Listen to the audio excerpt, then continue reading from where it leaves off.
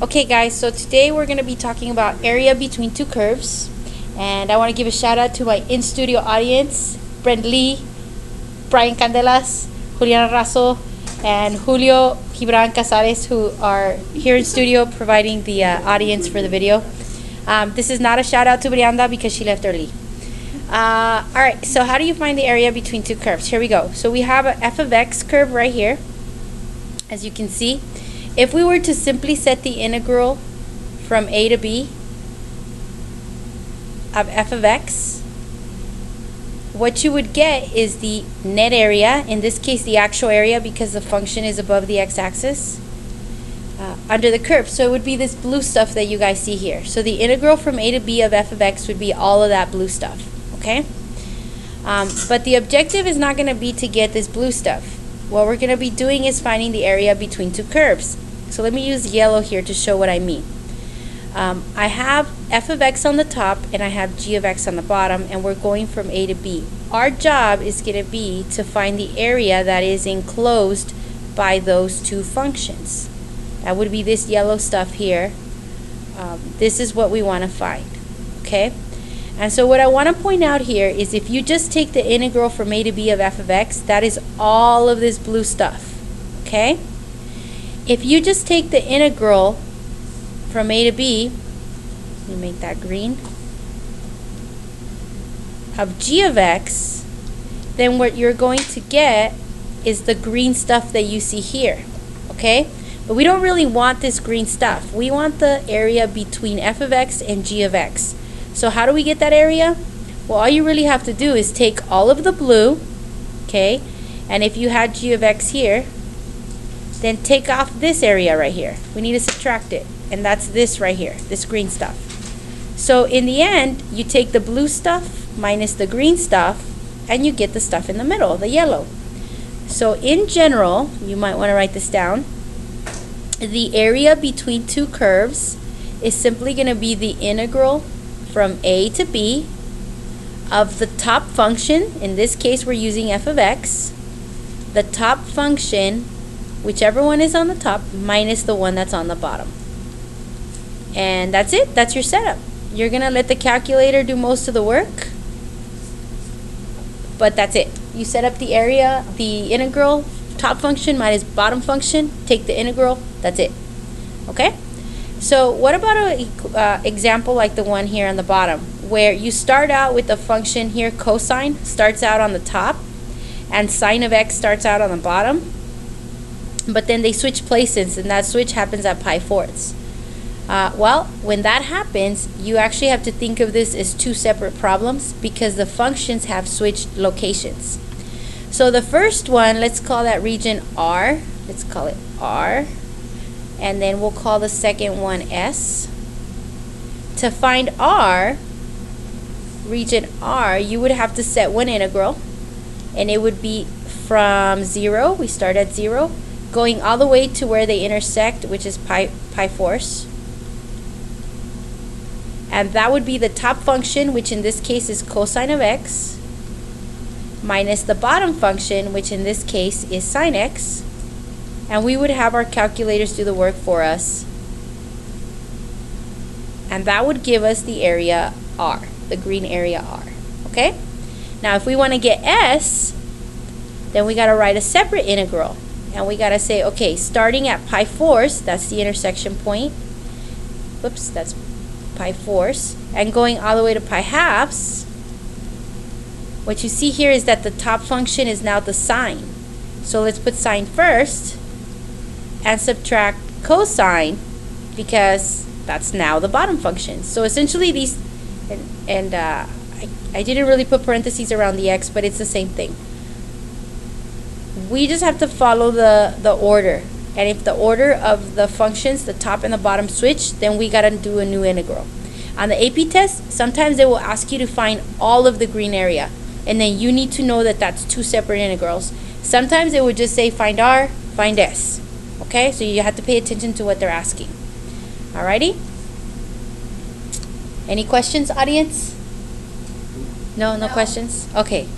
So let's move on to the problem that I gave you guys in class. And just so you know, we are going to do we're gonna set up A, we're gonna set up B, and then C we're not ready to do yet. We probably won't be ready until Friday to do that one.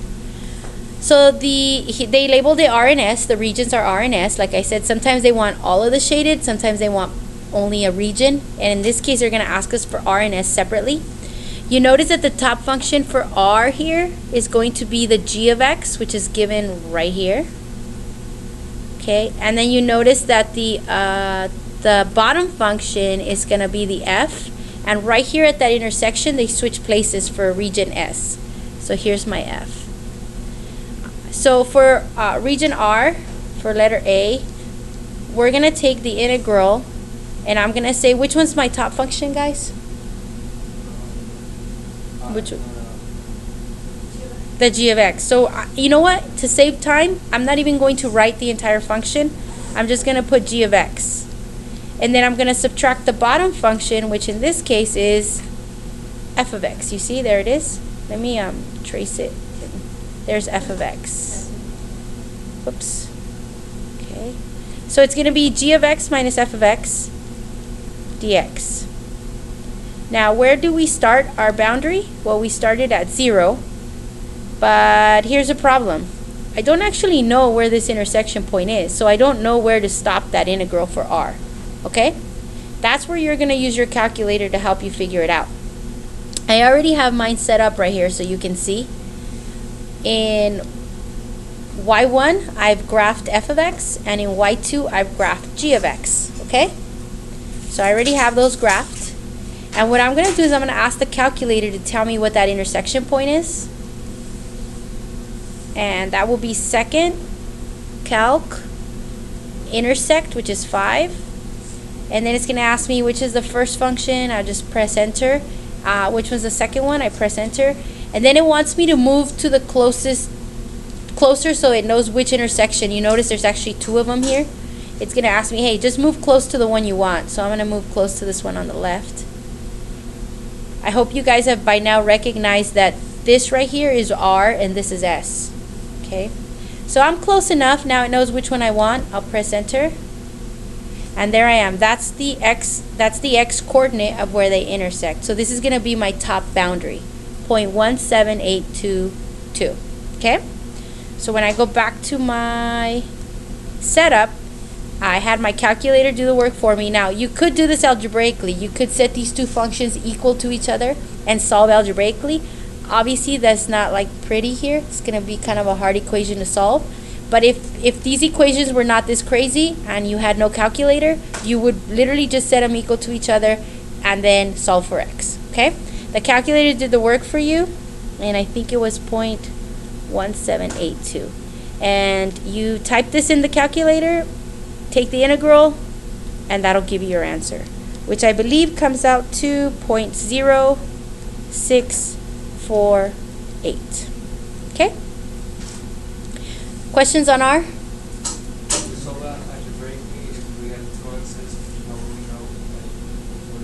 If you solve algebraically and you get two answers, how will you know which one to use? Well, you would have to know it's the smallest value of x. The other one would be a little bit bigger. Okay? Alright, so B now. For B, it's going to be the same process, but you already know where to start. Instead of starting at 0, where am I going to start my integral? At the intersection point, which is 0.1782. And now my top function is the f of x. So I'm going to put f of x first, and then I'm going to subtract the bottom function here, which is actually g of x. And for the AP test, you don't have to rewrite those functions. They've already stated what they equal. You can use the notation. Save yourself some time. But I still don't know what that end boundary is going to be because it's another intersection point. So guess who's going to tell me that answer? The calculator. So I'm going to go through the process again just so you know. Second calc and intersect is going to ask me to pick. Here, let me move my cursor so I know which I'm on. Enter, enter, and then I got to move closer to that second intersection point so it doesn't get confused and give me the second one. Sorry, I didn't register the second curve. There's my guess, and there's my intersection point. Oh, it actually happens at 1. That's pretty nice. So I'll go back to my setup, huh? Whoops. Having some trouble getting there.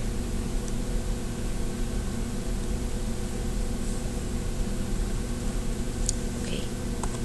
And I will now put my new boundary, which is 1.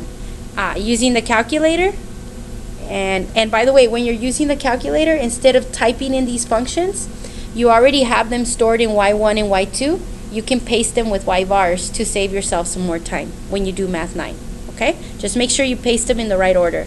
And for this one, I get 0.4104. That's it. This is basically how you do it. And you have a homework. You have 5 problems to do. So let me know if you have questions. Questions, audience?